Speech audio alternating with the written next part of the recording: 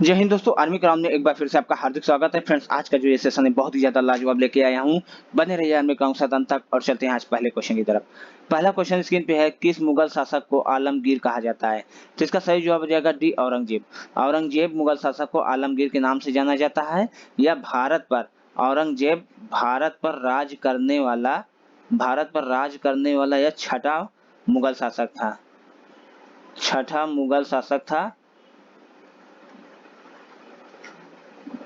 ठीक है फ्रेंड्स, तो किस मुगल शासक को आलमगीर कहा जाता है? इसका सही जवाब हो जाएगा औरंगजेब को। और आलमगीर को जाना जाता है विश्व विजेता के नाम से। आलमगीर को विश्व विजेता के नाम से जाना जाता है, इसलिए आलमगीर कहा जाता है। इसका नाम है आलमगीर। किस मुगल शासक का कहा जाता है? जहां औरंगजेब। ये आपका राइट आंसर है। बढ़ते हैं नेक्स्ट क्वेश्चन की तरफ। नेक्स्ट क्वेश्चन है, गुलबदन बेगम पुत्री थी। तो इसका सही जवाब हो जाएगा गुलबदन बेगम पुत्री थी बाबर की। ए आपका राइट आंसर सही जवाब हो जाएगा। गुलबदन बेगम बाबर की पुत्री थी। ए आपका राइट आंसर है। हुमायूं नामा की रचना गुलबदन बेगम ने की। हुमायूं नामा की रचना गुलबदन बेगम ने की थी। किसकी स्मृति में? हुमायूं की स्मृति में, जो कि हुमायूं जो है तो गुलबदन बेगम का चचेरा भाई था, सॉरी सौतेला भाई था, सौतेला भाई था। गुलबदन बेगम पुत्री थी बाबर की। ए आपका राइट आंसर है। बढ़ते हैं नेक्स्ट क्वेश्चन की तरफ। नेक्स्ट क्वेश्चन है, दहसाला बंदोबस्त किससे संबंधित है? तो इसका सही जवाब हो जाएगा दहसाला बंदोबस्त संबंधित है अबुल फजल से। बी आपका राइट आंसर सही जवाब हो जाएगा। दहसाला बंदोबस्त अबुल फजल संबंधित है। अकबर ने अपने शासन काल में 1580 में अकबर ने 1580 में अकबर ने दसाला बंदोबस्त की शुरुआत की थी। इसे टोडरमल बंदोबस्त भी कहा जाता है। इसे टोडरमल बंदोबस्त के नाम से भी जाना जाता है। ठीक है फ्रेंड्स, तो दसाला बंदोबस्त अबुल फजल संबंधित है। बी आपका राइट आंसर है। बढ़ते हैं अगले क्वेश्चन की तरफ। अगला क्वेश्चन है, मराठा साम्राज्य की सबसे बहादुर महिला थी। तो मराठा साम्राज्य की सबसे बहादुर महिला थी ताराबाई। ए आपका राइट आंसर सही जवाब हो जाएगा। मराठा साम्राज्य सबसे बहादुर महिला ताराबाई थी। ताराबाई जो है तो राजा राम की पत्नी थी। ताराबाई राजा राम की पत्नी थी और यह शिवाजी महाराज की बहू थी। शिवाजी महाराज की बहू थी ये ताराबाई, जो कि मराठा साम्राज्य सबसे बहादुर महिला थी। ए आपका राइट आंसर है। बढ़ते हैं नेक्स्ट क्वेश्चन की तरफ। नेक्स्ट क्वेश्चन है, भारत में दास प्रथा कब अवैध घोषित किया गया? तो भारत में दास प्रथा अवैध घोषित किया गया 1843 में। ए आपका राइट आंसर सही जवाब हो जाएगा। 1843 में भारत में दास प्रथा को अवैध घोषित किया गया। दास प्रथा का उल्लेख मिलता है मनुस्मृति में। इसका उल्लेख, दास प्रथा का उल्लेख मिलता है मनुस्मृति में। ठीक है फ्रेंड्स, और लॉर्ड एलन बरो ने दास प्रथा का उन्मूलन किया था। लॉर्ड एलन बरो ने 1843 में दास प्रथा का उन्मूलन किया। तो 1843 में भारत में दास प्रथा उन्मूलन हुआ। ए आपका राइट आंसर है। बढ़ते हैं नेक्स्ट क्वेश्चन की तरफ। नेक्स्ट क्वेश्चन है, भारत में पहली जनगणना की शुरुआत कब हुई? तो भारत में पहली जनगणना की शुरुआत हुई 1872 में। ए आपका राइट आंसर सही जवाब हो जाएगा। 1872 में लॉर्ड मेयो के समय में। लॉर्ड मेयो के समय में 1872 में भारत में पहली जनगणना की शुरुआत हुई और 1881 में नियमित जनगणना की शुरुआत लॉर्ड रिपन के समय में शुरू हुई। नियमित जनगणना 1881 में हुई और भारत में पहली जनगणना 1872 लॉर्ड मेयो के समय में। ये आपका राइट आंसर है। बढ़ते हैं अगले क्वेश्चन की तरफ। अगला क्वेश्चन है, मथुरा किस नदी के किनारे स्थित है? तो इसका सही जवाब हो जाएगा मथुरा स्थित है यमुना नदी के किनारे। बी आपका राइट आंसर सही जवाब हो जाएगा। मथुरा यमुना नदी के किनारे स्थित है। बढ़ते हैं अगले क्वेश्चन की तरफ। अगला क्वेश्चन है, तंबाकू में मोजेक रोग किसके कारण होता है? तो तंबाकू में मोजेक रोग होता है विषाणु के कारण। सी आपका राइट आंसर सही जवाब हो जाएगा। तंबाकू में मोजेक रोग विषाणु के कारण होता है और तंबाकू में मिलाया जाने वाला रसायन निकोटीन है। निकोटीन तंबाकू में मिलाया जाता है। तंबाकू का मोजेक रोग विषाणु के कारण होता है। बढ़ते हैं नेक्स्ट क्वेश्चन की तरफ। नेक्स्ट क्वेश्चन है, टोक्यो किस देश की राजधानी है? तो इसका सही जवाब जाएगा टोक्यो स्थित है जापान की राजधानी। जापान की राजधानी टोक्यो है। ए आपका राइट आंसर है। फ्रेंड्स, अगर हमारा वीडियो अच्छा लग रहा है तो मेरे चैनल को सब्सक्राइब करिएगा, लाइक करिए और अपने दोस्तों में शेयर करिएगा। हमारा व्हाट्सएप नंबर है 8799191206। आप इस नंबर पर कॉल भी कर सकते हैं, व्हाट्सएप के नंबर पर जुड़िए, आपको पीडीएफ के साथ साथ आंसर भी उपलब्ध मिलेगा। बढ़ते हैं नेक्स्ट क्वेश्चन की तरफ। नेक्स्ट क्वेश्चन है, कौन सा ग्रह सूर्य का चक्कर सबसे कम समय में लगाता है?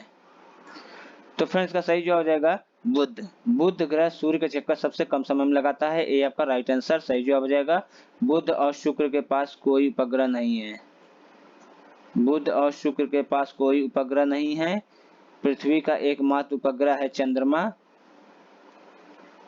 और मंगल के 2 उपग्रह हैं। कौन कौन से हैं? तो पहला है फोबोस, दूसरा है डिमोस। तो कौन सा ग्रह सूर्य के चक्कर सबसे कम समय में लगाता है? बुध, ये आपका राइट आंसर है। बढ़ते हैं नेक्स्ट क्वेश्चन की तरफ। नेक्स्ट क्वेश्चन है, किस ग्रह को लाल ग्रह के नाम से जाना जाता है? तो फिर इसका सही जवाब हो जाएगा मंगल। मंगल ग्रह को लाल ग्रह के नाम से जाना जाता है, बी आपका राइट आंसर सही जवाब हो जाएगा। मंगल ग्रह लाल ग्रह है, लेकिन सबसे गर्म ग्रह शुक्र है। सबसे गर्म ग्रह शुक्र है। लाल ग्रह के नाम से मंगल को जाना जाता है आयरन ऑक्साइड की उपलब्धता के कारण। आयरन ऑक्साइड की उपलब्धता के कारण इसे लाल ग्रह के नाम से जाना जाता है। बढ़ते हैं नेक्स्ट क्वेश्चन की तरफ। नेक्स्ट क्वेश्चन है, सिजदा परबोस नामक प्रथा किसने चलाई? तो सिजदा एवं परबोस की प्रथा चलाई बलबन ने, सी आपका राइट आंसर सही जवाब हो जाएगा। बढ़ते हैं अगले क्वेश्चन की तरफ। अगला क्वेश्चन है, तराइन का तीसरा युद्ध कब हुआ? तराइन का तीसरा युद्ध हुआ 1215 में, सी आपका राइट आंसर सही जवाब हो जाएगा। तराइन का तीसरा युद्ध 1215 में इल्तुतमिश तथा कुबाचा के बीच लड़ा गया था। 1215 में तराइन का तीसरा युद्ध था। तराइन का प्रथम युद्ध हुआ था 1192 में। प्रथम युद्ध की बात करें तो 1192 में हुआ था, मोहम्मद गोरी और पृथ्वीराज चौहान के बीच। मोहम्मद गोरी तथा पृथ्वीराज चौहान के बीच तराइन का प्रथम युद्ध लड़ा गया था। बढ़ते हैं नेक्स्ट क्वेश्चन की तरफ।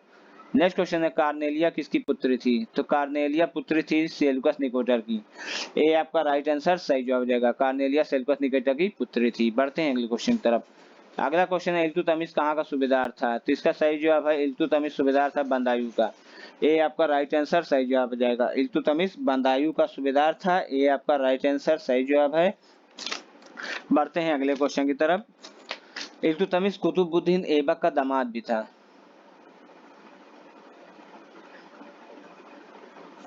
कुतुबुद्दीन ऐबक का दामाद इल्तुतमिश था, जो कि बंदायूं का सूबेदार था, ये आपका राइट आंसर है। बढ़ते हैं नेक्स्ट क्वेश्चन की तरफ। नेक्स्ट क्वेश्चन, लाभ के पद का निर्णय कौन करेगा? तो फ्रेंड्स का सही जवाब हो जाएगा, आप हमें कमेंट बॉक्स में बताएंगे। लाभ के पद का निर्णय कौन करता है, इसका आप जवाब हमें कमेंट बॉक्स में बताइएगा। बढ़ते हैं नेक्स्ट क्वेश्चन की तरफ। नेक्स्ट क्वेश्चन है, अध्यादेश जारी करने का अधिकार राष्ट्रपति का कौन सा अधिकार है? तो राष्ट्रपति का यह अधिकार विधायी अधिकार है, ये आपका राइट आंसर सही जवाब हो जाएगा। अध्यादेश जारी करने का अधिकार राष्ट्रपति का विधायी अधिकार है। बढ़ते हैं नेक्स्ट क्वेश्चन की तरफ। नेक्स्ट क्वेश्चन है, भारतीय संसद के ऊपरी सदन को कहते हैं? तो भारतीय संसद के ऊपरी सदन बोलिए या उच्च सदन बोलिए, दोनों एक ही बात है। तो उच्च सदन या ऊपरी सदन राज्यसभा है, ये आपका राइट आंसर सही जवाब हो जाएगा। राज्यसभा का कार्यकाल की बात करें तो राज्यसभा का कार्यकाल जानते ही आप 6 वर्ष का होता है। इसके एक तिहाई सदस्य 2 वर्ष बाद सेवा मुक्त होते हैं, और राज्यसभा एक स्थायी सदन है। स्थायी सदन है, अस्थायी सदन होने के कारण यह भंग नहीं होती है। ठीक है फ्रेंड, तो भारतीय संसद का ऊपरी सदन राज्यसभा, ये आपका राइट आंसर है। बढ़ते हैं नेक्स्ट क्वेश्चन की तरफ। नेक्स्ट क्वेश्चन है, राज्यसभा में सीटों की अधिकतम संख्या कितनी हो सकती है? तो राज्यसभा में सीटों की अधिकतम संख्या हो सकती है 250, ये आपका राइट आंसर सही जवाब है। राज्यसभा में अधिकतम सीटों की संख्या 250 हो सकती है, वर्तमान में 245 है। राष्ट्रपति राज्यसभा में 12 सदस्यों को मनोनीत करता है। राष्ट्रपति राज्यसभा में 12 सदस्यों को मनोनीत करता है। ठीक है फ्रेंड, तो राज्यसभा में सीटों की अधिकतम संख्या 250, ये आपका राइट आंसर है। बढ़ते हैं नेक्स्ट क्वेश्चन की तरफ। नेक्स्ट क्वेश्चन है, पृथ्वी के उपग्रहों की संख्या? तो पृथ्वी का एकमात्र उपग्रह है चंद्रमा, एक आपका राइट आंसर है, बी आपका राइट आंसर होगा। पृथ्वी का एकमात्र उपग्रह है चंद्रमा, जिसे लिबनीज के भी नाम से जाना जाता है। बढ़ते हैं नेक्स्ट क्वेश्चन की तरफ। नेक्स्ट क्वेश्चन है विषुवतीय प्रदेशों में वर्षा कब होती है? तो विषुवतीय प्रदेशों में वर्षा होती है सालों भर, हमेशा होती है, सालों भर वर्षा होती है विषुवतीय प्रदेशों में। बढ़ते हैं नेक्स्ट क्वेश्चन की तरफ। नेक्स्ट क्वेश्चन है नीली क्रांति संबंधित है, तो नीली क्रांति संबंधित है मत्स्य पालन से, मछली पालन से नीली क्रांति का संबंध है। ये आपका राइट आंसर सही जवाब होगा। बढ़ते हैं नेक्स्ट क्वेश्चन की तरफ। नेक्स्ट क्वेश्चन है एनु जनजाति कहाँ पाई जाती है? तो एनु जनजाति पाई जाती है जापान में, बी आपका राइट आंसर सही जवाब हो जाएगा। अफरीदी जनजाति पाई जाती है पाकिस्तान में, अफरीदी जनजाति बोलिए या शाहिद अफरीदी भी वहीं के थे, तो अफरीदी जनजाति पाकिस्तान पाई जाती है, एनु जनजाति जापान में पाई जाती है, बी आपका राइट आंसर है। बढ़ते हैं नेक्स्ट क्वेश्चन की तरफ। नेक्स्ट क्वेश्चन है भारत के तट रेखा की लंबाई है, तो भारत के तट रेखा की लंबाई है 6100 किलोमीटर, ए आपका राइट आंसर सही जवाब हो जाएगा। भारत के तट रेखा की लंबाई 6100 किलोमीटर है। पूरब से पश्चिम की बात करें तो पूरब से पश्चिम की लंबाई है 2933 किलोमीटर, 2933 किलोमीटर। और उत्तर से दक्षिण की बात करें तो उत्तर से दक्षिण की लंबाई है 3214 किलोमीटर। तो भारत की तट रेखा की लंबाई 6100 किलोमीटर है, ये तट रेखा की लंबाई है। अब भारत पूरब से पश्चिम तक की पूरी लंबाई कितनी है? 2933 किलोमीटर, और उत्तर से दक्षिण है 3214 किलोमीटर। बढ़ते हैं अगले क्वेश्चन की तरफ। अगला क्वेश्चन है कर्क रेखा भारत के कितने राज्यों से होकर गुजरती है? तो कर्क रेखा भारत के 8 राज्यों से होकर गुजरती है, सी आपका राइट आंसर सही जवाब हो जाएगा। कर्क रेखा भारत के 8 राज्यों से गुजरती है। इसका एक ट्रिक है, आप लोग लिख लीजिएगा, रागु म छ झ प त्रि मी। तो रा से हो जाता है राजस्थान, उ से हो जाता है गुजरात, म से हो जाता है मध्य प्रदेश, छ से हो जाता है छत्तीसगढ़, झ से हो जाता है आपका झारखंड, प से हो जाता है पश्चिम बंगाल, त्रि से हो जाता है आपका त्रिपुरा, और मी से हो जाता है मिजोरम। इन 8 राज्यों से भारत में कर्क रेखा गुजरती है, सी आपका राइट आंसर सही जवाब होगा। फ्रेंड्स, अगर हमारा वीडियो अच्छा लगा तो हमारे चैनल को सब्सक्राइब करिएगा, लाइक करिए और अपने दोस्तों में शेयर करिएगा। हमारा व्हाट्सएप ग्रुप नंबर भी है फ्रेंड्स 8799191206। आप इस नंबर पर कॉल भी कर सकते हैं। व्हाट्सएप ग्रुप नंबर पर जुड़ेंगे तो आपको पीडीएफ के साथ साथ आंसर भी उपलब्ध मिलेगा। नीचे हमारा डिस्क्रिप्शन में टेलीग्राम का लिंक भी दिया हुआ है, आपको वहां से भी उसका पूरा पीडीएफ प्राप्त हो जाएगा। और हमें कमेंट बॉक्स में जिस क्वेश्चन का आंसर मैंने पूछा है वो जरूर दीजिएगा। हमें पूरी जानकारी है, पूरी उम्मीद है कि आप उसका आंसर सही देंगे। तो फ्रेंड्स, आज के लिए इतना ही। गुड नाइट, शुभ रात्रि, जय हिंद, जय भारत।